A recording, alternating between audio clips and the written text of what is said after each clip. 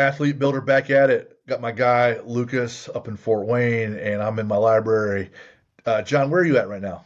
I'm actually in Phoenix, In Arizona. Phoenix, Arizona. So John Diggs today. Uh, a few things though to say about John. I've talked to him before a couple times remotely, just getting to know him. Excited to have him on the show, going in a different direction. So college athlete, pro athlete, played football, and if he was going to age himself when he told me he's with the Houston Oilers, and so I know what that means with the old AFC Central, right? So I get that, even though the Oilers are gone, but Right. had a little knee problem, had to get reconstructed, they had to rebuild the knee, and then that consequently made him rebuild his career. Gets in the financial world. Fast Yep. forward 08, 09, the housing market tanks, has to rebuild himself again, and Yep. does so. So now luckily for us, the knee problem, the financial problem with the housing bubble, luckily for us, because now his approach, his calling is working with student athletes, but also adults on getting them better. So we're going to get into mapineering, mind mapping, things like that. And There it is. mindset is one of our components. So I'm Mm-hmm. looking forward to bring on a subject matter expert. And we're going to get into that one piece of your mindset. So that's why we have John on today. So, John, first question. Yeah. I know you played football at Washington State. Mm-hmm. What was your welcome to college football moment? Like, holy cow, this is real now. Well, I went to Washington State with two screws in my knee. I Hmm. actually got a scholarship and was practicing at my high school and blew my knee essentially. Hmm. So I went to Washington State with a cast on. Thank God Dennis Erickson kept my scholarship because that was a big concern, being hurt before actually getting there. But when I went there, in that, with that injury during the first game was the first year of my life of not playing, but just sitting in the stands and watching my teammates play was like, even though I wasn't playing, I was like, yeah, I'm here and I will get out there ASAP kind of And deal. But that was the first, and I cried, oh yeah. because I realized that dream, and yeah, it was pretty awesome. There is one story though that probably was resonated more, which I just shared in my talk to the other high school students, was we was a night game against Stanford. I was my junior season. We were both like 6-1. It was a big game.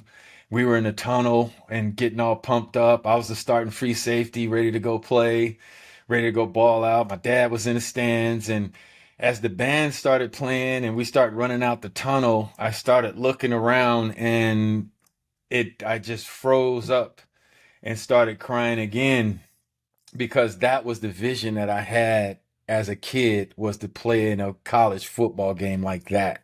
Hmm. And I realized that at that moment, I had truly realized my dream of playing college football as a kid. And as funny as it sounds, I was literally while all the guys were running by me in the band playing. I went on to have a great game. I think I was Pac-10 Player of the Week that week, but that was like another standout moment. Like, I realized my dream. That was Hmm. super cool. Super cool. So Dennis Erickson, elite level coach, Hmm. been around forever. Now Yeah. you get picked up NFL team. You played a number of years there, then also finished the last three in Canadians football team. What's your Hmm. welcome to the NFL moment? Like, holy cow, this is the next level, and I made it. What's that moment? Man, that happened. Two that comes to mind immediately was the first one was when I was with the Oilers in camp. True rookie. Um, at the end of camp, as we were going to the locker room, Warren Moon Boom. called me over and Mm-hmm. asked me to get in the car with him to go get pieces for the team. Yeah. And I was just like blown Yes. away that, for one, he would ask me, Right.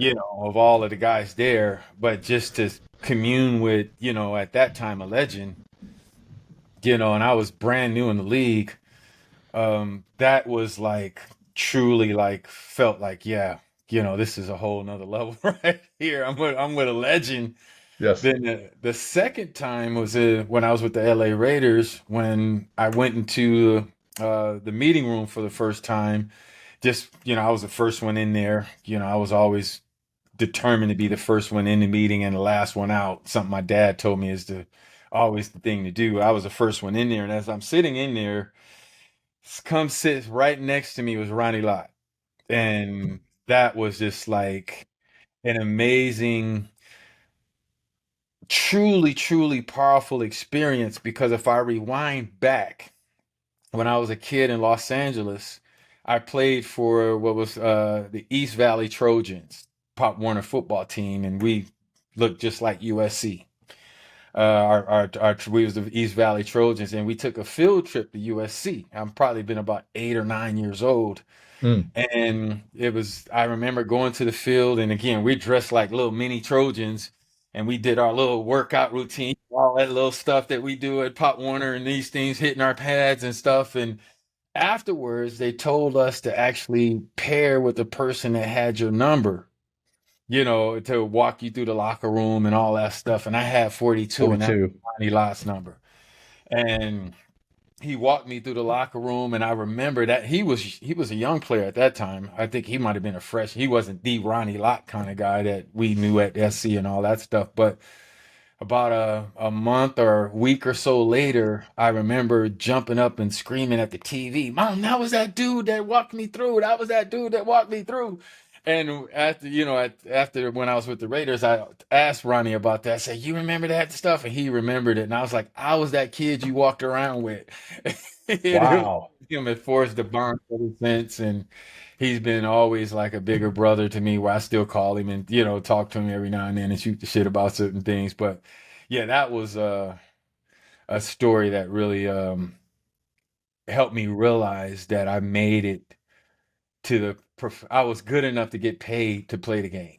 Yeah. It was a different thing. It was good enough to get paid. So yeah, those are some moments that, I haven't thought about those in a long time, Jim. Thanks for those questions. Got you. So you got Warren Moon who could sling that ball all over, right? And has one Yeah, of the Tom Selleck type mustaches that go along with it. And then Ronnie Lott, Geraldo. right?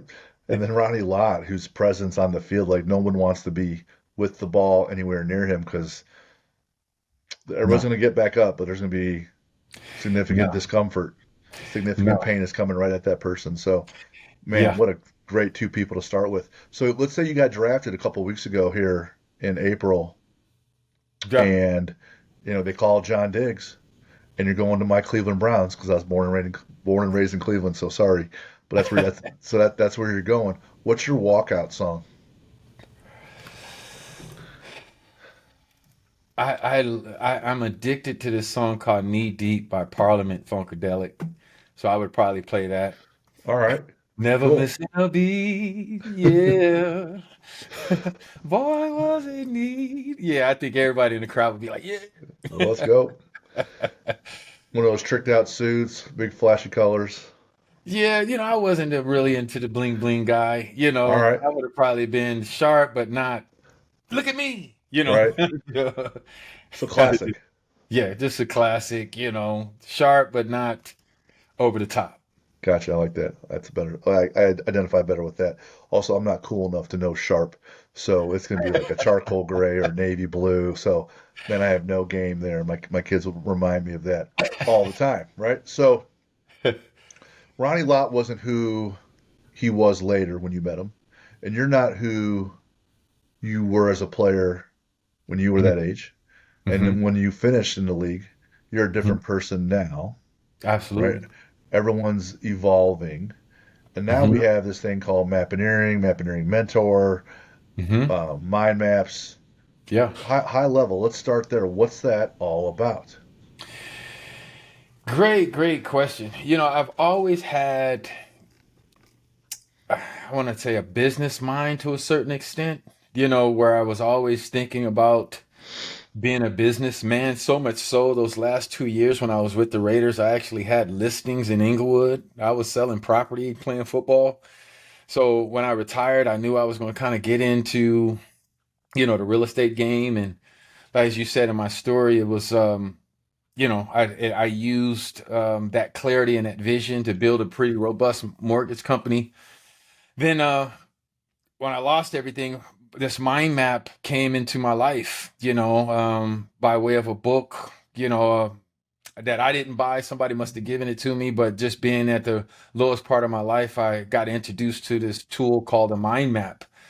And a mind map basically is just a visual information management tool for short, meaning it can take anything that you're thinking about and basically put it in a visual structure like X's and O's of a playbook. Very Okay. similar, very similar to a mind map is very similar to looking at a playbook with X's and O's and diagrams and arrows and things of that nature. And I basically used that and looked at it as my personal playbook to rebuild my life when I was at the lowest point in my life, where I just used it to really structure who I needed to be to run the play I needed to run to transform my life, from having made more money in real estate than I ever did as a professional football player to the mortgage meltdown causing me to be probably broker than I ever been in my life, literally homeless. Um, I needed to reset and rebuild myself, and this mind map came into my life and gave me the visual tool to be able to structure my life to the point of using a football analogy to really understand the kind of offense I want to run, the kind of defense I need to deploy for me to win games. Okay. All the way, mind maps helped me break it down all the way to the play I needed to call, the routes I need to run and all of that good stuff. And over the years of rebuilding my life as now one of the top mortgage software developers in the country for the last 15 years, I've been designing the computer infrastructure for mortgage banks. I'm also a computer nerd, probably the coolest computer dude you probably ever meet. But but I use that tool to basically clarify who I am and what I wanted with my life. And I used it just like a football player or a coach would use a playbook to, all right, it's 3rd and 3. What play do I call? And that 3rd and 3 could be Wednesday at 6 o'clock, in the morning. What do I need to do? Every morning I would huddle up and look at my mind map, very, very similar to huddling up and knowing what play you're going to call it, execute that day. So I started using that to really transform my life, to build another $1 million business. And just to bring it full circle real quick is that when COVID hit and we were quarantined, I decided to it was a great time for me to start sharing the power of mind mapping and mapping with the world. And since then I've written 10 books. I've become an international best-selling author, and I did a TEDx talk. And I know, guys, and anybody listening, that what it allowed me to do what I've done is just because of clarity that a mind map has given me, to really be clear on what I need to do, when I need to do it. Yeah. And that's been allowing me to do some pretty cool things in my life, all the way to being here with you guys, man. Thanks for having me again. Yes, sir. So let's get a little more specific. Is the mind map something I could put on a whiteboard or a bulletin board, or is it on your computer screen, or is it only in your head? No, absolutely. Well, it's in all three places, actually, because it kind of starts in your head, but most people can simply just grab a blank piece of paper and a pen Mm-hmm. and start mind mapping. Or now they got so much technology now that you can do it on a computer, you can do it on your phone using an app, a mind mapping app software of some sort. But essentially, it's just taking a blank piece of paper, put it in landscape form, put a circle in the middle, and inside of that circle in the middle is what you want to title this mind map. It's the key of your mind map. Whatever it is you want to brainstorm or mind map, you just put it in the center. Then, as you start to think of key topics and subjects that relate to that, you just add more circles around that center circle. of that main topic. So you have subtopics Hmm. surrounding all connecting to the main topic. Then you just start brainstorming each one of those subtopics. And as you start brainstorming those subtopics, you start adding more subtopics, then subtopics, then subtopics. And all of a sudden it starts growing in such a way that it started when this little circle, to where if you really brainstorming and giving some really good thought to all of each one, that keywords and topics that you put on your map, now you got this big tree and this big map of information and details about whatever it is you were mapping about. And it's extremely powerful because you can see the totality of whatever it is you're looking at, but also you can drill down to the minute details of whatever it is you're thinking about. And it shows you all the connections on how things connect and relate to your main topic. And it's data and surveys and research is starting to show that this process is more similar to how our brain works. Our brain works in connections. We have an idea, we're connecting it to other ideas. We learn something new, we're connecting it to things we already know. So we work in connections. So that's where they're finding that mind maps really cause a higher level of mental processing, because it's more in alignment with how we think and process information anyway. You Gotcha. know, yeah. Let's drill in there. I'm gonna do two different routes. One is a professional route, and the other one is an athletic route. So the Hmm. first Hmm. one, so there's, John Diggs, LLC, or entrepreneur or business owner, right? Hmm. And so you have your main circle. And then branching off that, you might write author as one of the other circles. And then Hmm. around that circle that says author, you said 10 books. Yep. So then here's this one component of your business, whether it's author, and then you have your 10 different books, different topics or related topics. You can categorize them, right? But then you Hmm. might drill down even further in terms of outline for book, theme Yep. for book, publisher for book, Yep. days and times of the week when I'm going to start working on writing the book and then editing the book and then getting other people to also edit Exactly. the book, right? So, and then you just, I don't want to put words in your mouth. You just schedule that then in your calendar that say on Thursday from 1 to 4 p.m. I'm working on the author dot. So Yep. you drill down to that author dot and you have your 10 books and maybe you're working on book number 9 Yep. and then you That's start going exactly how it works.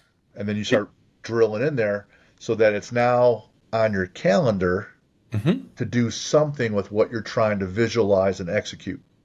Is Yep. that right? Is that right? That was a great summation of how it actually works, because you'll go down that wormhole, if you will, and start expanding as it started in author, and all of a sudden you start keep asking yourself questions about what you keep adding to your mind map. Next thing you know, it becomes absolutely clear on who you need to contact, what you need to say, when you need to say it, and all of that stuff. There's no more ambiguity in that, because you see the lineage, on all of the process you need to take to get the result you're trying to get. And that's the beauty of it. Just you just said it perfect, Jim. Just Oh, on how it you start asking yourself questions, you start going down this wormhole, and you step back and look at your map, and you're like, oh God, Lee, I see the whole, there's no question anymore gotcha. about what I need to do. Yeah. So similarly, what we do here at Athlete Builder, my metaphor is a table and like Mm-hmm. your dot. So let's say the table is play college sports. Mm-hmm. And to play Pee Wee football, you can have a pretty flimsy table. The legs don't need to be that strong for you to Right. play Pee Wee, but that can be stronger to play in middle school and then Yeah. in high school than college. So those tables a much sturdier table Yeah. and it's more intricate and those legs got to be stronger. So we talk about the mind Yep. or the head. So there's your mindset, your knowledge of how to play sport, and then communicating with people as your teammates, and then physically the legs of the table are training, nutrition, recovery. As you get Let's more talk. experience and references and things of that nature, I see it. Yep. So if you're working with an athlete Mm-hmm. and he comes to you and says, John, I want to play as far as I can play. Maybe he says I want to play in college, maybe I want to play beyond. Walk me through. I'm the athlete. Walk me through how I'm going to drill down and start my map. Say my initial dot is play college ball, right? Right. How do you expand that out Mm-hmm. and with those sub topics for that Mm-hmm. kid to then help crystallize his approach and his clarity towards attaining that goal? Good, good. Yeah, great question. There's a couple approaches I may take with that, just depending on the conversation and relationship with the kid.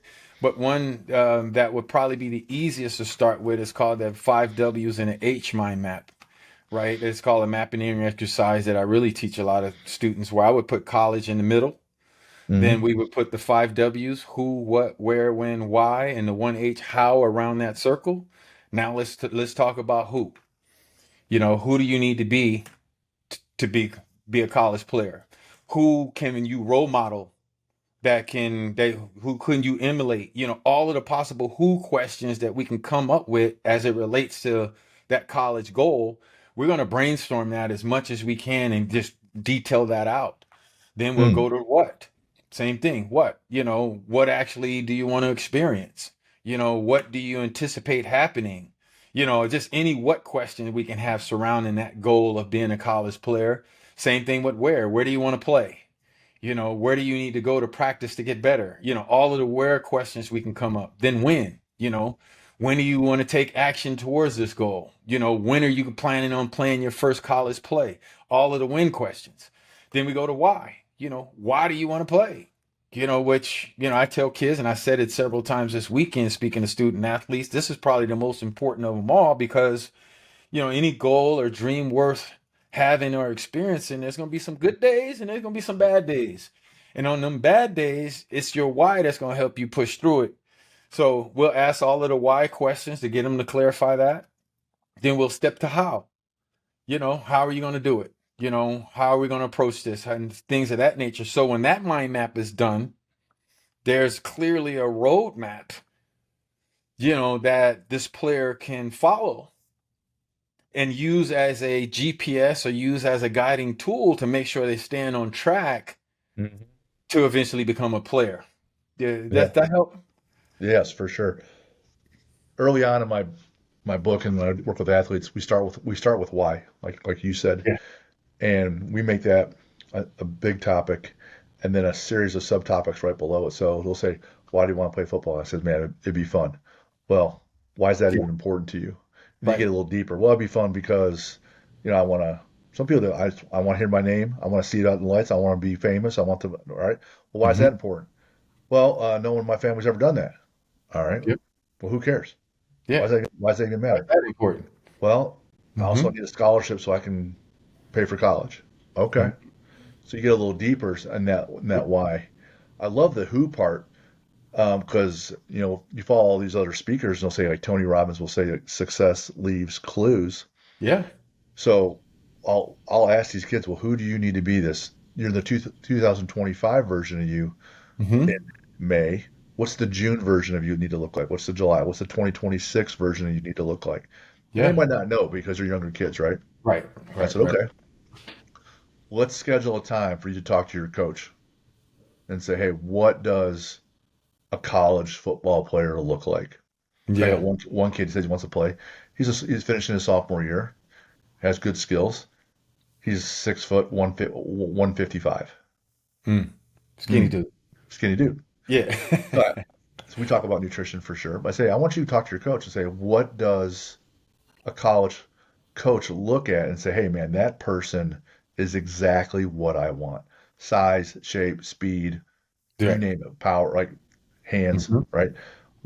Quantify all of that. And I'll give you some other answers too on my end, but let's get some more leverage and Yeah. ask your coach. And then I want you to ask him for a referral, someone that played college at your sport. Connect with that person. Yep. Or if not, I can connect them. We're going to call that person and say, "Hey, how are you doing? You doing well? Not doing well? What Right. what would make you yourself Hmm. invaluable to the team?" I said, "Well, if I could do these things, okay, There it is. let's train to do those things." So then you just schedule Mm-hmm. it out and you start working on those things that you have, those abilities Mm-hmm. and those skills. And next thing you know, yeah, I'm a D1 athlete. I'm an all There it is. conference, all state athlete because you're doing all the things with all the characteristics Yeah, of that product. Hmm. absolutely. That's powerful.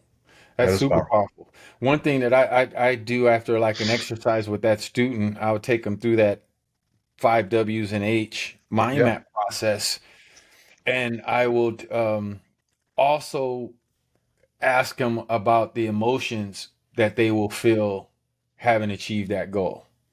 You know, Ooh. what will you feel playing that position? Tell me, describe some of those emotions you will feel, because I want you to now study your mind map. And now I want you to do what is called intentional dream. I don't Okay. want you to just fall asleep every night. Stop doing that. When you put down your cell phone and you know you're about to knock out, I need you to go to bed dreaming about your map, feeling the way you're going to feel having achieved that goal. Every night you need to go to bed dreaming about experiencing your goal, not just letting your mind go around. Let's go unconsciously so you start feeling what it's going to be like walking on the field for the first time of 80,000 people, knowing your mom and dad's in the stands, knowing your girlfriend is watching, all your friends at home is watching. What is that going to feel like? And I really get them in that state so they can add those words to their map within that emotional state, which helps them reconnect with that while they're dreaming inside of their imagination, experiencing that. So I kind of try to 10x it like that too. That's training their subconscious Mm-hmm. specifically. Mm-hmm. You're not just, man, I wish I had a better Mm-mm. mental approach. I wish I'm mentally tougher. I wish I could, Mm-mm. so you're training your subconscious. Mm-hmm. So for example, let's say I was doing that and I'm driving to work as a gym owner and I've been doing that. And let's say I need to work on membership retention. So I'm Mm-hmm. thinking about that. I'm thinking about ways I can do that. The next morning when I wake up, that's going to be in my head a little bit. And when I'm Mm-hmm. driving to work, it's going to be in my head a little bit. So I'll be working on it more. And Mm-hmm. then if the whole day goes by and I didn't work at all on membership retention, like I'm Mm-hmm. gonna feel like, oh shoot, I missed something. Like Yep. I didn't do something right that day. I didn't Yep. work on the main thing. It's gonna weigh on me. Yep. And so then I'm gonna start thinking about that more, which makes me want to act. Exactly. And also, again, scientifically, Tony Robbins talks about it a lot with neurolinguistic programming and neuroassociative conditioning stuff that he's been teaching. And I've been studying him since the late 90s about all of this stuff that, most of us humans, we operate, on an unconscious level anyway, Right. even though we're making conscious choices, but Sure. unconsciously is our windows. Yeah. That's our operating system. And the only way to really effectively reprogram or, upgrade your unconscious operating system is through going in and meditate and practice and future pacing, what they call it, of just visualizing that of which you want inside of a meditation practice, visualization practice. They say is, the most powerful way to reframe and reset those unconscious beliefs that you may have. A lot of people consciously say, yeah, I should go to the gym. I should go to the gym. I should go to the gym. But their unconscious is like, bullshit. You ain't going to no gym. Right. But then if they start going in their imagination, start visualizing themselves having lost the weight, feeling great, being in top shape, and start really experiencing, being that fit person that they see, it's going to be a little easier for them to get their fat ass to the gym. Right. Excuse me. Well, unfortunately or fortunately, like it or not, you and I and people are going to make the decisions more emotionally than we would like to admit. Yeah. We would like to say, I'm going to think about everything logically, write it all down, and then make a very specific decision based on what I think. But Yeah. that feeling is going to get a lot more weight than we want to admit. And so it's why Tony and other folks want to get people a little wound up because Mm-hmm. then it creates movement. Yeah. That's why you see a lot of political people in the commercials to get you really wound up about a serious topic so that it Yeah. stirs an emotional feeling to get you to act a certain way. Like vote Yeah. for them. Yeah. So if You you don't get the even have kid to be in wound, politics. That's no, just you sure marketing. don't. Yeah, it's That's just just marketing. pure marketing. All commercials now start with "You haven't talked to your mom in 8 days, and she's so sad, and that's why you should use AT&T." Right. You You know, should do that. Right. it's rising. Call your mom before she dies. Kind of stuff. That's right. That's Yeah. absolutely true because it creates that progress. That But action. now let's say you don't have anyone leading you through that. You're not watching a commercial. hmm You're just like you're able to create that emotional feeling hmm yourself Yep. specifically and then act. So I think I told you, and Lucas knows that because he's asked me beforehand. I'm doing a swimming event, Okay. and it's a big fundraiser. Blah blah blah. Nice. The swimming event is with a bunch of Navy SEALs. It's in New York. It's long and painful, You and I'm had me not with swimming events, but then you lost me with Navy SEALs. I was right. like, oh, I'm not doing that. Them Yeah, guys are crazy. crazy. So I agreed to do it. It's this long event, and so I did a practice swim today, and it was almost 90 minutes of swimming. And so people ask me, "Hey, are you listening to those headphones where you can listen to stuff underwater?" And I thought about getting them, but I know I wouldn't have them on game day, so I haven't really done that yet. And it can be Right. a bit boring. 90 minutes of staring at a black line, no getting around it. It is a bit boring. Yeah. So what I try to do is, so for parts of it, I'll think about something I want to work on. Maybe it's work or relationship or whatever. But for a hmm good chunk of my time in that water, I think about the different components of that event that day because I went and watched it last year and I watched them doing the things, all the mm pull-ups, the push-ups, the runs, and the swims in the Hudson River. And I'm thinking about it on that day. So as I'm swimming, I'm thinking about what it's going to take that day to get through it. And so mm I'm there for an hour anyways. Right. Right. I'm doing it physically. How about hmm I also envision how I'm going to be feeling on that day so I can get through it then. And Nice. so I just use that tool. Like when you and I talked before about mind mapping, I'm like, well, how can I leverage my time? I'm here in the pool anyways. Yeah. Why don't I use that time not just to think about, stroke, stroke, kick, stroke, stroke, kick? It's how about I think about jumping in that water Yeah. and That's going good. towards that first target and hopefully it pans out, right? We'll know August 16th, but I'm working on it. I'm wishing you well. I'm wishing you well. Well, you got, what is that, 3 months to prep? Yeah, just under 100 days. Yeah, just a little over 3 months. Yep. Good luck with that, man. Please keep me posted, man. My my Mm, my my soul, my heart, everything is gonna go out to you to try to give you some of that energy you're gonna need to finish and finish strong, sir. So no, yes. no, I'm with you every stroke. I'm be, Thank even you. though I may have a beer in my hand, I'm be That's with you okay. though. Yes. With you though. I'll send you a link to the event because it's a big fundraiser. Yeah. Yeah, please, man. Dude, You know, please do. it's kind of interesting. We're talking about the visualization part about things because today we're doing a whole lot of testing at the school I work for, and hmm there's this we have this girl that's pretty strong. She's our pound for pound strongest girl in the class, and she's super hard worker and stuff. And we're doing our bench press testing today, hmm and she hits her old PR pretty easily, hmm and she has this number. She had 130 pounds in her brain that she was wanting to hit, mm and I think she hit like 120, and she starts to get a little scared when she gets around new maxes, and she gets kind of, nervous about it, and she kind of locks up a little bit. So today I told her, okay, hey, look, here's what we're gonna do. You're gonna sit here on the bench. When it's time to go, you're gonna sit here. I'm gonna put the weight on. You just look forward and you just visualize. I literally word for word, I was like, visualize hitting the lift. Visualize getting under the bar, hitting hmm everything right, driving the bar up and hitting it. And I was like, don't worry hmm about the weight. Yeah. You'll be fine. I'm right here. Nothing's going to happen to you. Yeah. Um, I put 130 on the bar. I know she can hit it. I just saw what she just did. I know she has it in her. But I know she psychologically psychs herself out sometimes and Yeah. gets scared at the bar. hmm Just told her, hey, don't worry about the weight. Don't look at the weight.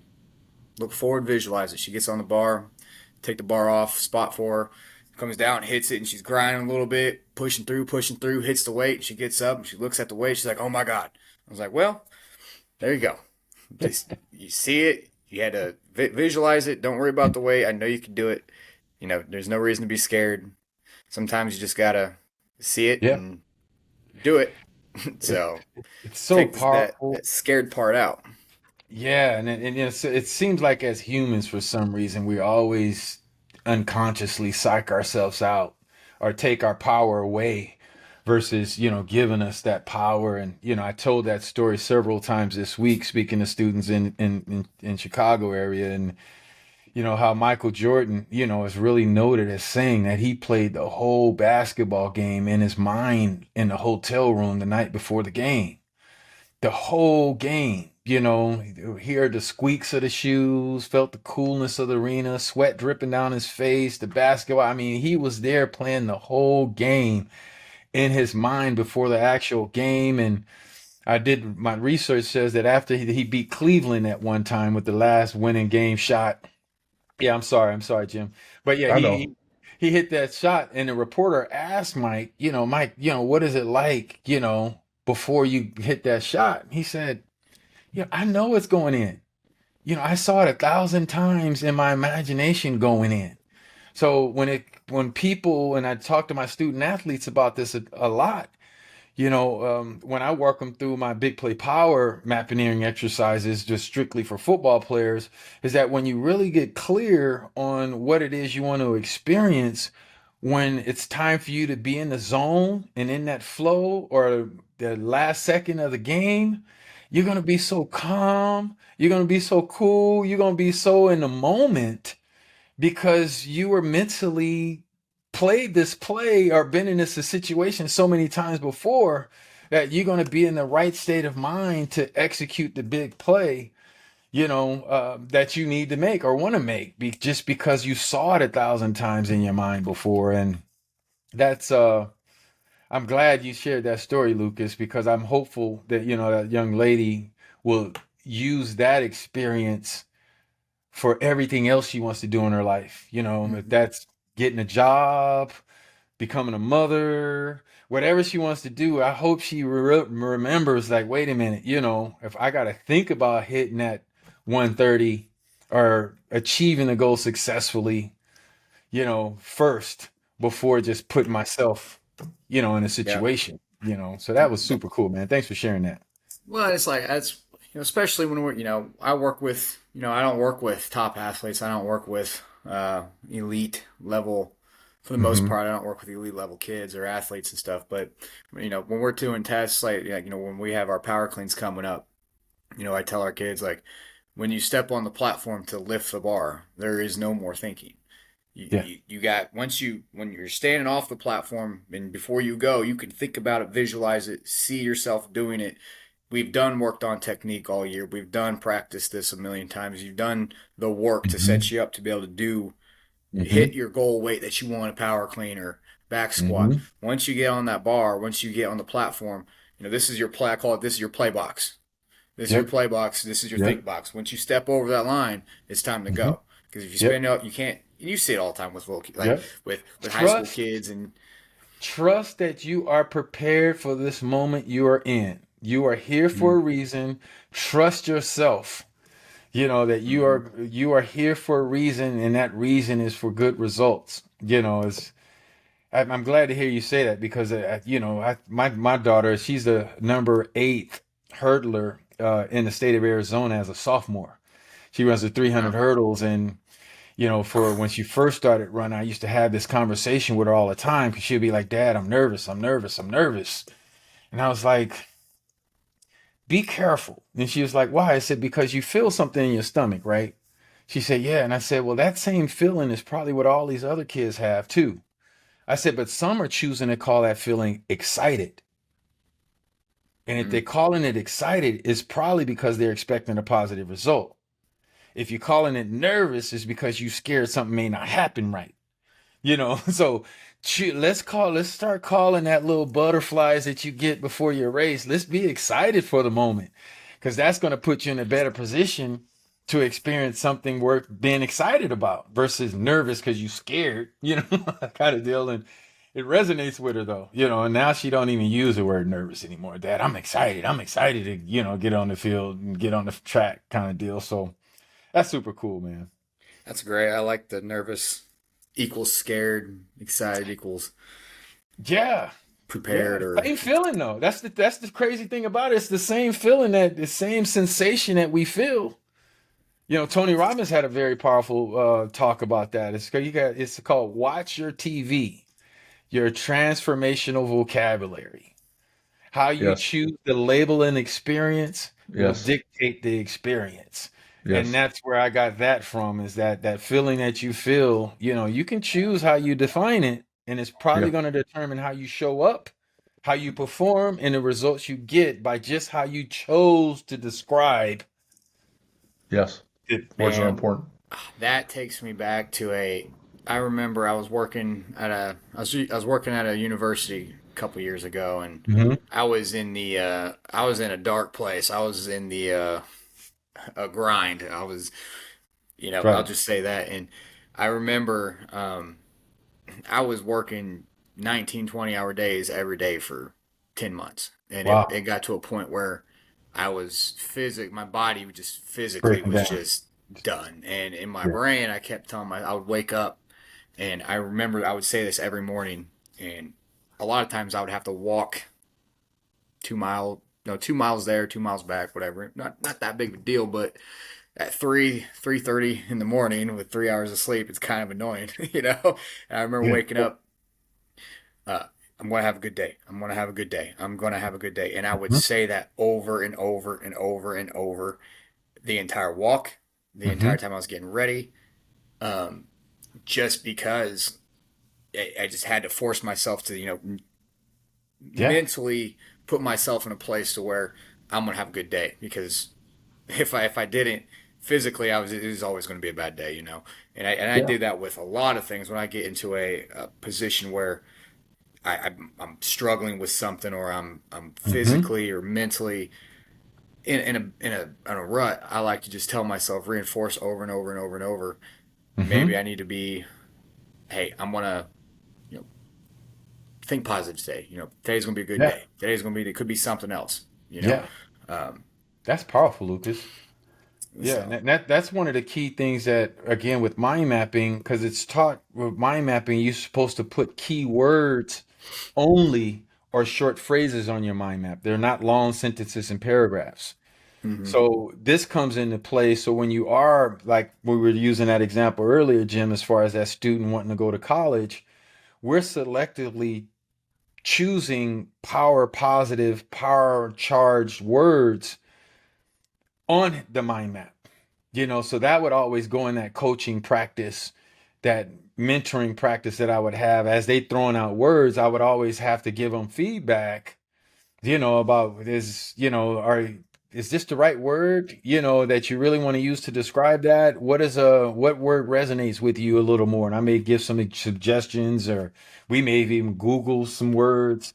Does this sound like a word that really kind of get you going? Yeah, let's add that to your mind map, not these words that are just maybe a part of your habitual vocabulary and don't have any emotional context to it.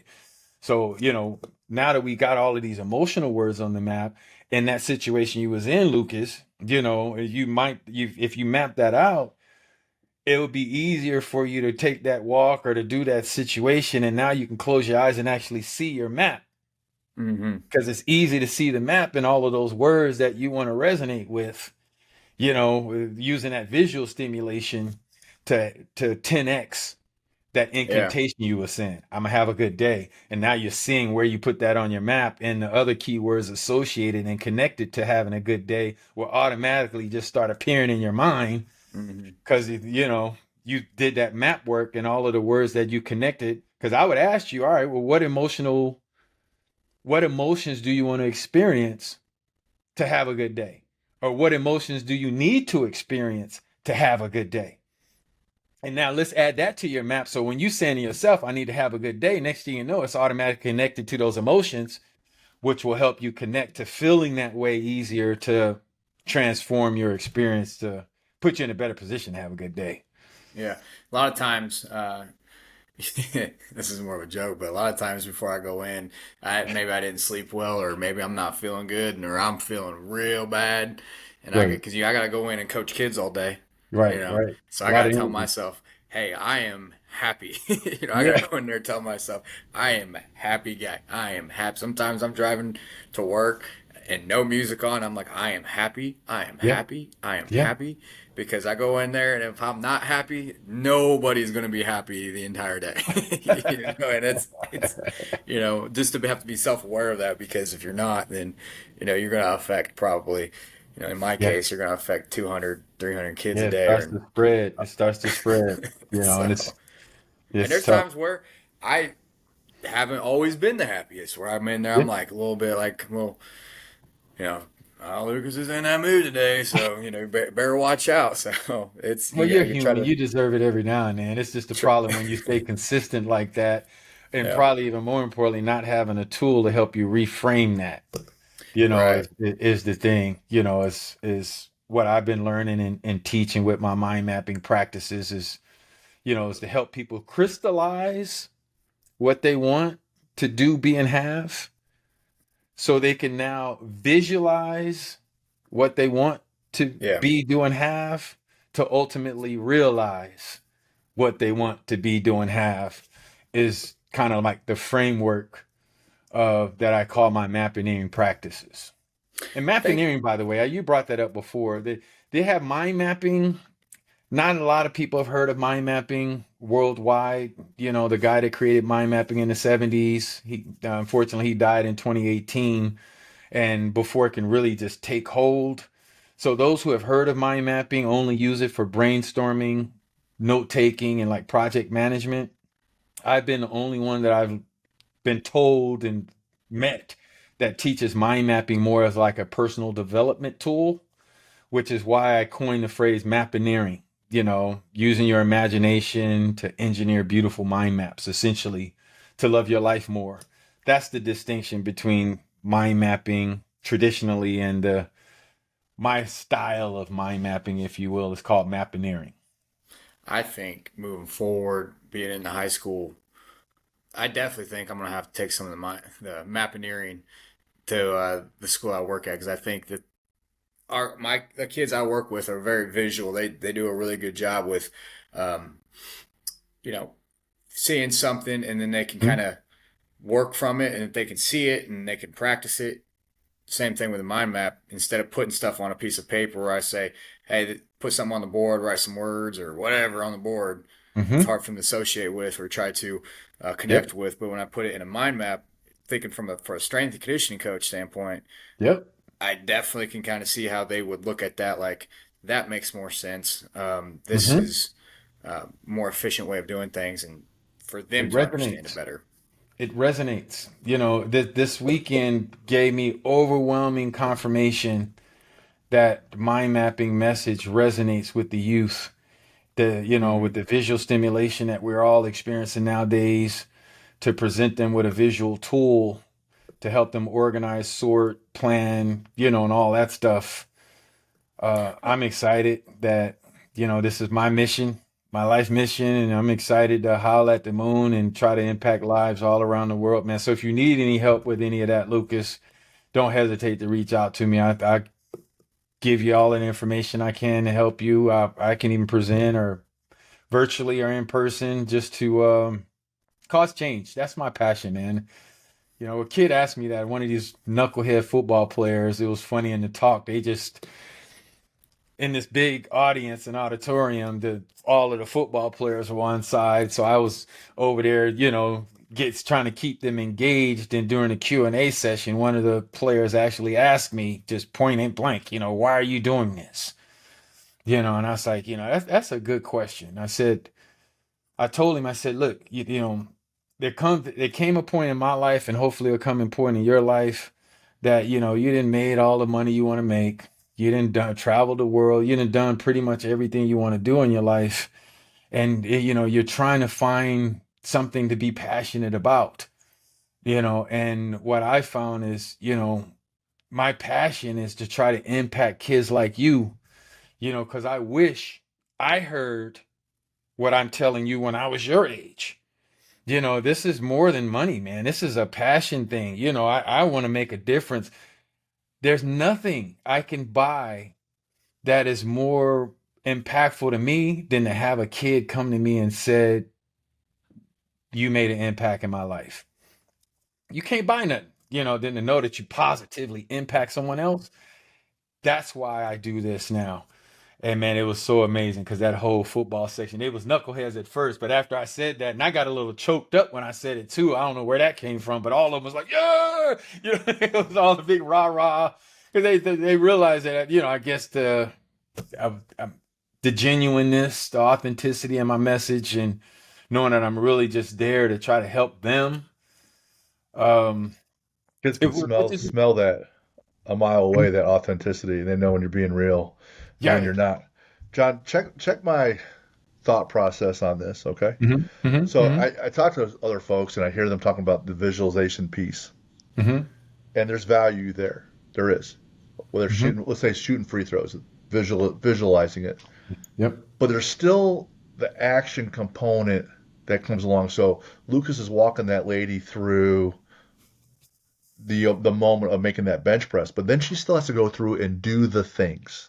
She Hmm. gets set up, goes through the process, struggles, and then hits it. Has to do the things physically. And even though Jordan had played that game in his head, in his mind, all the way through Hmm. on shooting the last shot, he had a history of shooting the last shot, and he had practiced shooting shots at the buzzer in practice. Hmm. So there's just because you visualize the things, you still got to Hmm. do the action to reinforce that. And when you have the harder reps, when you visualize the harder reps, Hmm. and then you go ahead and do those harder reps, that's when it really solidifies in your Yeah. identity. It's not just one or the other. You can do one or the other and have some success. But once you start doing both, it's not 1 + 1 = 2 then. It's 1 + 1 = like 10, right? It's Right. exponential, right? So just The check. action is the period, is the exclamation point to the whole process. I visualized this, I want to do this, and now I took action and experienced it. Mm-hmm. That's the drop Boom. the mic. That's Because it. people will talk to me because I do speaking as well, and they'll say, "Hey, I've been I I thought I practiced and I thought about the speech, but I got up on stage and I froze." And I said, "Well, did you practice in front of people?" And they'll Right. say no. They'll say no. So you got some good reps, but Hmm. you needed a different kind of rep for you to feel prepared, right? Right. So yeah, you did practice. You were better. You would have been worse if you hadn't. You had Hmm. visualized it. You would have been worse if you didn't do that. But you needed a harder rep where you're doing it in front of people, where you can Hmm. see people kind of like not paying attention. How do you respond? People rolling their eyes. How do you Right. respond, right? Yep. Can you Yep. so when you add in those kinds of reps in addition to everything else, man, look out, right? You're unstoppable. Unstoppable. Truly unstoppable. Tell me big ass box. I know what that means, but for anyone else, Yeah. and I know I've been keeping you on here for a while, but I want to get this one last topic, and I want to Yeah. ask you about big ass box and what's that mean, and how do we address Well, that? in my my TEDx talk that I did, and for anybody watching, if you want to know really the TEDx version of how mind mapping came into my life and how I transformed my life, I talk about this big ass box. Mm-hmm. And when I said I was literally homeless, lost my family, lost my career, lost everything, cars, houses, and I was forced to move to my mom's house, I took my mountain bike, my gym bag full of gym clothes, and literally a big ass box full of motivational tapes and CDs and all of that stuff to my mom's house because I know I had to go back and revisit all of those books, Think and Grow Rich, Unlimited Yep. Power. So that big ass box was a major part of that presentation because what I learned, that mind map book, the first introduction was a book called the Mind Map book that was in that big ass box. And when I read it, I decided to mind map all of the contents of all of those books inside of that big ass box. I spent 3 months all day, every day. I didn't have a job or anything, all day, every day with big poster boards, mind mapping all of those books, 7 Habits of Highly Effective People, all of the People. big known books.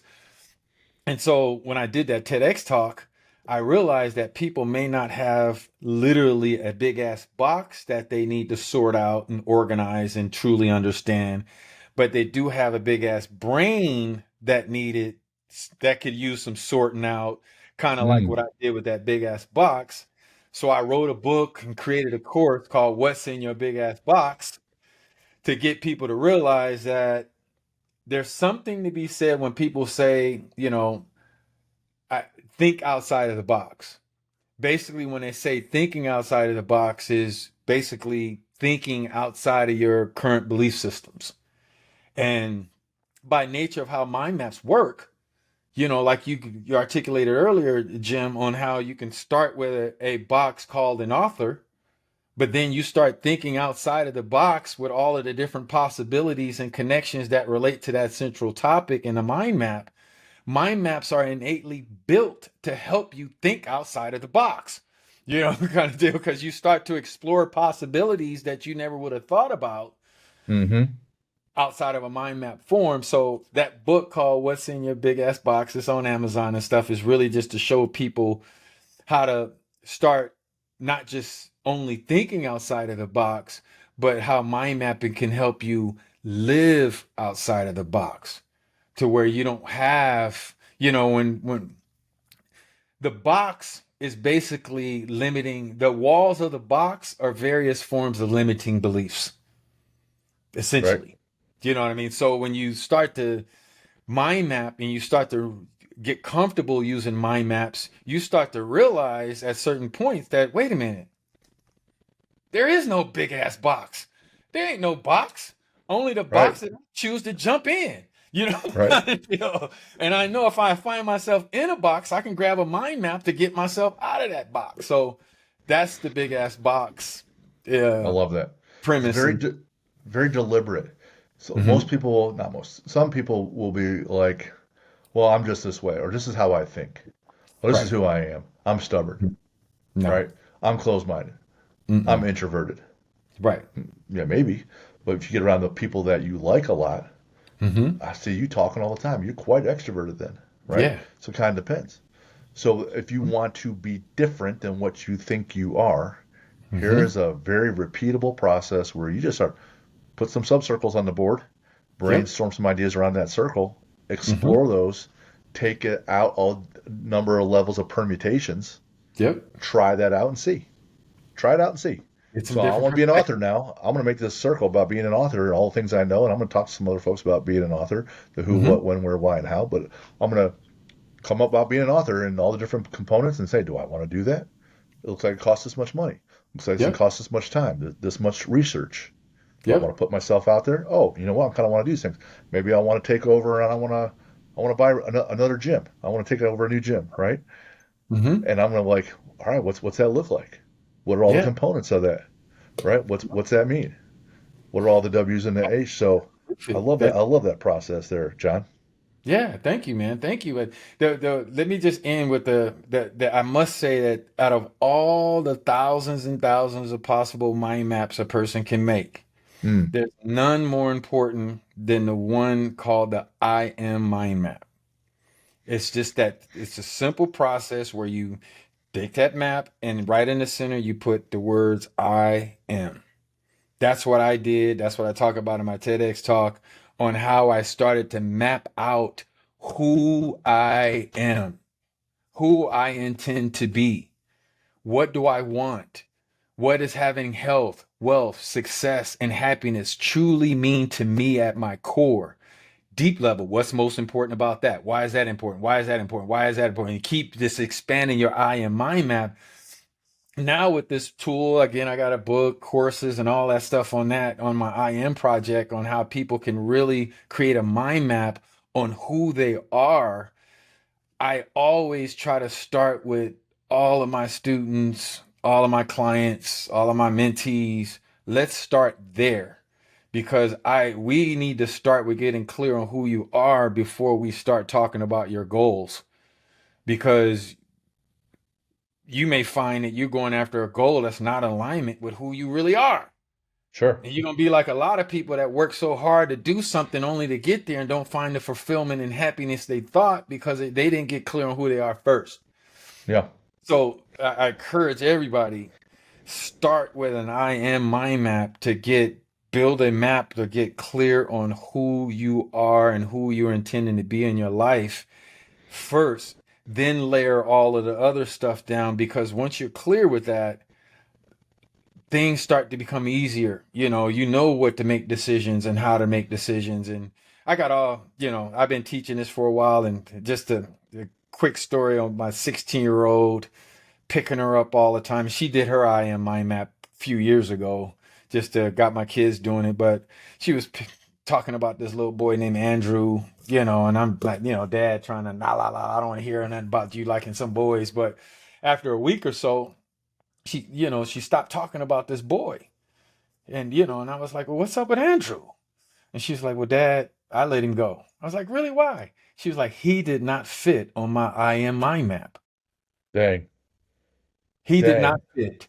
She was so clear on who she is and what she wants. And that's what I've been finding with adults too, is that when I take them through this process on this IM mind map, they get empowered to make those decisions that they've been procrastinating making, whether it's leaving a bad relationship, leaving a bad job, or not wanting to proactively do something because of fear and uncertainty. Once they get really clear on who they are, it seems like they get empowered to recognize things quicker, red flags quicker, Sure. and empowered to make decisions faster because of that certainty and clarity that they can see in a map.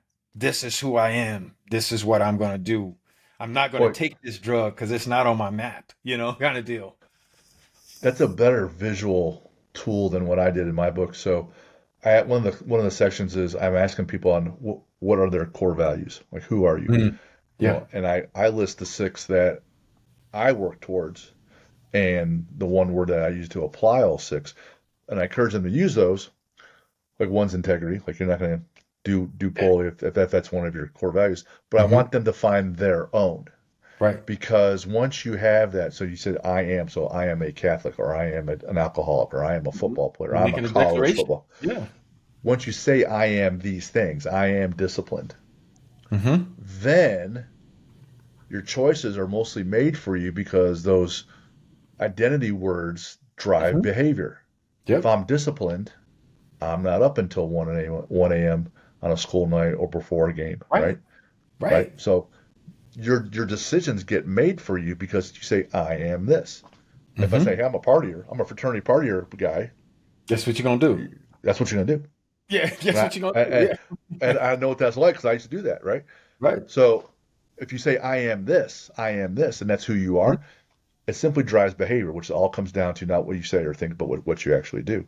And it's another Yep. way of training that subconscious and then learning. Because you can Yep. go a long time. Like, I was in the Hmm. financial world till my mid to late 30s. Now I Hmm. run a gym and I'm working with adults and student athletes on being better mentally and physically. That is Hmm. not a financial world. Yeah. I should have Yep. asked myself some of these questions a long time ago and Exactly. made some different choices. Man, John, having a great time. I can go all day because this is my favorite thing, getting deep in someone's Yeah. psyche. But I want to be respectful. So, what do you listen to when you are training, when you're lifting?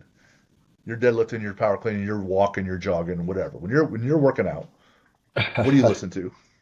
Honestly, Yeah, don't lie to me. Yeah, I want the truth. what I've done is, by way of my IM mind map, I've actually created a motivational audio recording of myself saying incantation words to myself. Kind of like what you were saying, Lucas, I'm having happy days. I'm saying, I am excellent health. I'm extraordinary wealth. I'm enormous success. I'm extreme happiness.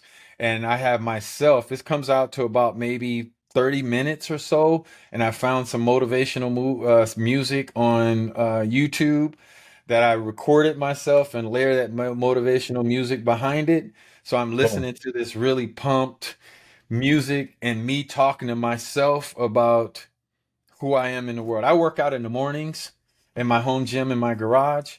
So, I just pop that in and as just my morning boost, if you will, of me talking to myself over some inspirational music about who I intend to be during this day. That Beautiful. that is God's honest truth. I've been doing it for years, and it's weird when I don't do it. But I know when I'm on my Peloton, which I just completed 805 rides on my Peloton. I just saw that this morning. But every time when I'm on my Peloton, I'm just put that on and using that to just, I Get don't yourself listen ready. to music. Yeah, I don't listen to music like I used to, in the gym. It's the best time for me. I'm figuring if I'm stimulating and waking up and charging up my body, let me do my mind as well. And both of those two things comes after my morning meditation of me, talking to myself in a recording about, being healthy, wealthy, successful, and happy. So I'm waking up my mind. I'm waking up my spirit first. While before I get out of bed, I put on my headphones on and I'm talking to myself over a nice little melodic morning piano sound of everything I intend to be in my life, to be the best version of myself. I got that clarity with my I am mind map, so I'm talking to myself there. Then I go get my stretch on while I'm watching Get Up with Greenie and them. Then I go in my gym and jump on my Peloton, and bang, I'm Going. consistently pumping myself up. So by the time I come sit here at my desk, yeah, man, You're good. I'm kicking ass and taking names, all day. But it's all the athletic, this is all coming from, I really believe each day is like another play in the game of football. That's all my morning routine is all that pre-game stuff I'm used to doing when I played. Most athletes just don't step on the field. You have a routine that you do to get your mind, body, and spirit right to perform at a high level. Just because you don't play anymore doesn't mean you should stop that activity. You should be getting yourself to perform at the highest level, regardless of whatever you're doing. And at the same time, I had that same process, which I learned, about maybe about a year or so ago. I used to have problems shutting my mind off, at night. So I wouldn't be a good sleeper. But then I realized that the same thing I needed to prep myself to get ready to perform at a high level, I needed to create a nice routine to prep myself to rest. Hmm. So every night I have a literal consistent routine that I go through of relaxation and just bringing myself completely down. So when Nice. it's time for me to shut off, I'm sleeping at a high level, and I've been doing that about a year and a half now, and I'm getting great sleeps nowadays, which Love is it. I needed it. What's a bucket list adventure you haven't done that you want to do?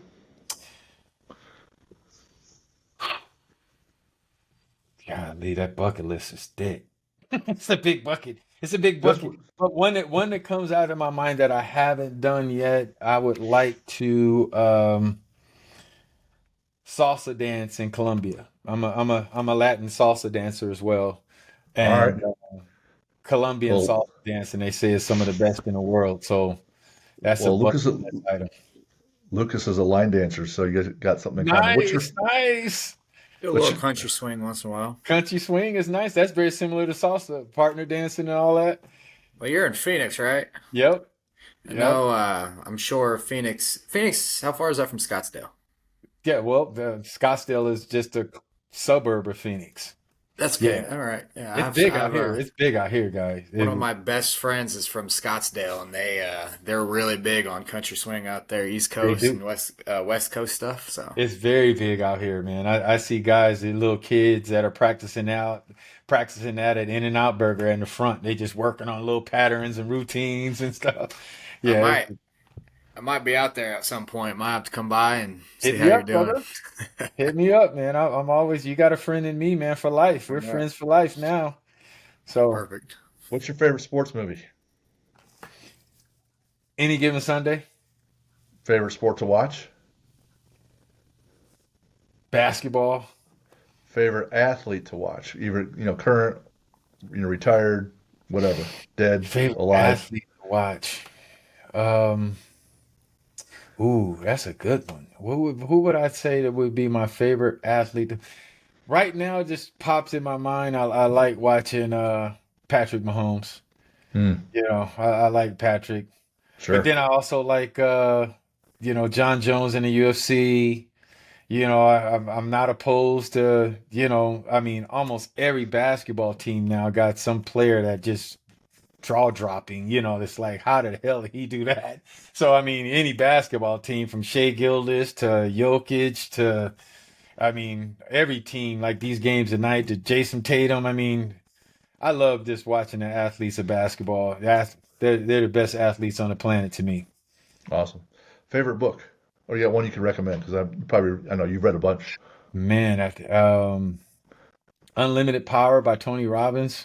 Yeah, that's a good one. Think, I like his Awaken the Giant Within Awaken also. the Giant. Think and Grow Rich is probably my all-time favorite. You know, Yep. Favorite superhero, and this could be a real life person or it could be fictional. favorite superhero would be who would be my favorite superhero? That's a good question. I kind of like God, Lee, who would be my superhero? There's so many great guys out there that I would like. Deadpool came to mind. I like his humor. I like He's his so comedy, funny. but I don't like Yep. him getting beat up all the time either. Spider-Man is what my guy. Favorite superhero, I'd probably go with Captain America. Okay. I'd How probably go about how about villain? Again, could be a real Captain. person or it Phil. could be fictional. Um, I would say the Joker. I just saw the Joker on the flight home yesterday, and I would say the Joker. Awesome. Favorite lift? Pull up. Pull-ups. Those are good. Do you have a good quote for us? A good quote. Yeah. Um, yeah, I do. I do. I'm just trying to remember right off the top of my mind. Imagine, let me get it for you really quick. This is the one I just put in my presentation by Albert Einstein. Favorite quote is Imagination is everything. It is the preview of life's coming attractions. Nice. Where can people find you, John? Outside of johndiggs.com, I'm on all social media platforms. You can always email me at john@johndiggs.com. And I really hope anybody who's touched, moved, and inspired by my mapineering message and have any questions or, just want some feedback about anything, not to buy anything of any of that. You just want to just chat with me or just get some more information about what I've learned. Please don't hesitate to reach out to me. My life's mission and passion is really to impact lives, and my message is far outweighs any kind of money. So Awesome. if there any way that I can help you love and live your best life, please don't hesitate to reach out to me. I'm here for you. Well, John, we're lucky to have you on today. I'm glad our paths crossed. Yes, sir. If anyone wants to reach out to us and ask us questions, it's the same answer every week. Info@athlete-builder.com. Summit is coming up June 7th. There's a digital option, but it's also mostly for people coming in person. And that's on our website, athlete-builder.com. And you'll see it right there on the main page, a box for the summit. Great speakers coming up June 7th, so check that out. Check John out. Nice. John, thank you for the gift. Hang out here for a minute or two after we hang up here, but loved having you on. Lucas, nice job today. It was good working with the team, and I really enjoyed it. Thanks so much, guys. Thanks for having me, guys. Take care. It's All right. guys. Good talking.